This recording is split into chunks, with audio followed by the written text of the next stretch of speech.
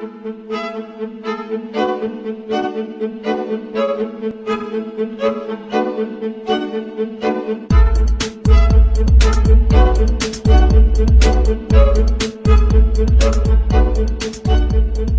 me tell you about Codex Alimentarius. Let me define it for you. Let me help you understand the enemy.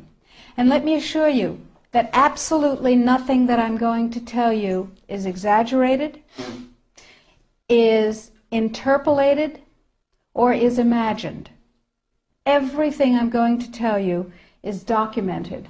And a great deal of it is documented on my website, which is www.healthfreedomusa, one word, healthfreedomusa.org.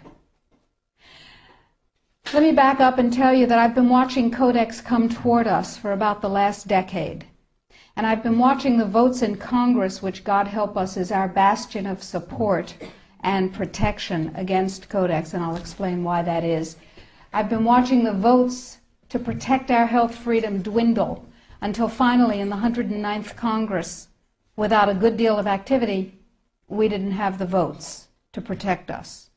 I've been watching Codex accelerate, and I've been watching it expand, and I've been getting more and more troubled.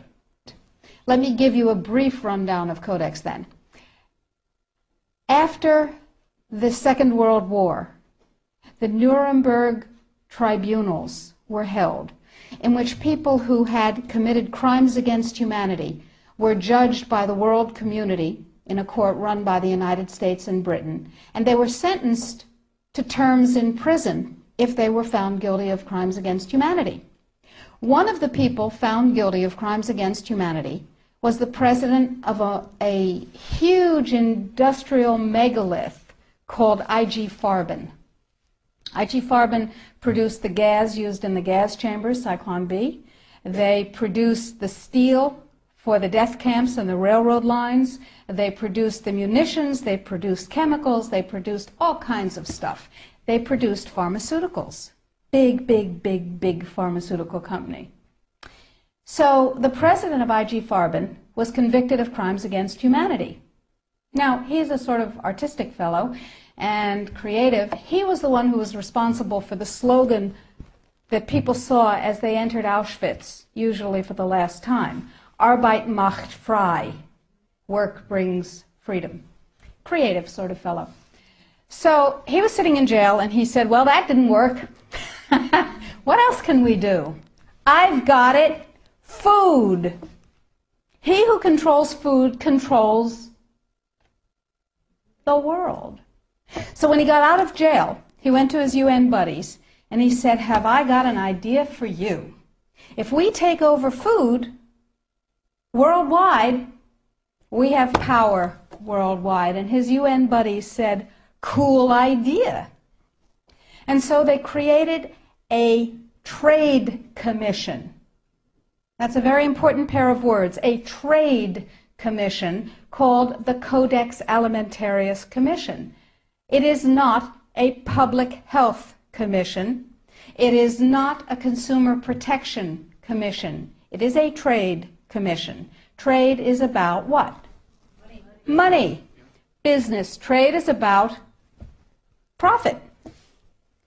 Well, they said in 1962, we're going to work toward total global implementation of Codex Alimentarius on December 31st, 2009. Long term. And they set up a bunch of committees on fish and fishery, fats and oil, fruits and vegetables, ground nuts, nutrition and foods for special dietary uses, and so on. There are currently about 27 Codex Committee. There are regional organizations. There are task forces and so on. So it's a huge bureaucratic monstrosity. It's immense. Codex has promulgated well over 4,000 guidelines, standards, and regulations on everything which can legally be put into your mouth, with the exception of pharmaceuticals. They are not part of Codex. Important. Now, Codex standards have no legal weight whatsoever. Zero. So who cares about them? They're just standards. So we're talking about an industry-dominated, regulation-setting organization. But if it has no legal standing, who cares, right? Here's the history of Codex Alimentarius before 1962. The Austro-Hungarian Empire said, we need rules by which the courts can rule on cases involving food. So we'll have regulations and rules that the courts will enforce. That's how they get their weight. That was called the Codex Alimentarius, and it was put into place around 1893 and lasted until the end of the Austro-Hungarian Empire in the First World War. So the idea was there in the Germanic tradition. We need rules, lots of rules, lots and lots of rules. We need a lot of rules. Let's have rules for everything to do with food. So it was sort of a natural extension for the German industrialists to say, we'll go back to the good old days of Codex Alimentarius, back when we had them in the Austro-Hungarian Empire. Cool. So they started promulgating their rules and regulations, and they were voluntary. They were sort of guidelines. Now, Codex Alimentarius Commission is administered by the World Health Organization, WHO, and the FAO, the Food and Agriculture Organization. They fund Codex and they run it at the request of the UN. So they're mommy and daddy to Codex Alimentarius. And that's very interesting because they're supposed to be about health and food worldwide. Some conflicts of interest that we'll talk about. So Codex started promulgating regulations and rules, and the way that's done is that the committees work up a rule, a standard, a guideline, a regulation, and then they get it to what's called Step 8, which is the final step in their administrative process, and then it's presented to the Codex Alimentarius Commission for ratification, like the vitamin and mineral guideline was presented to the Codex Alimentarius Commission on July 4th this past summer.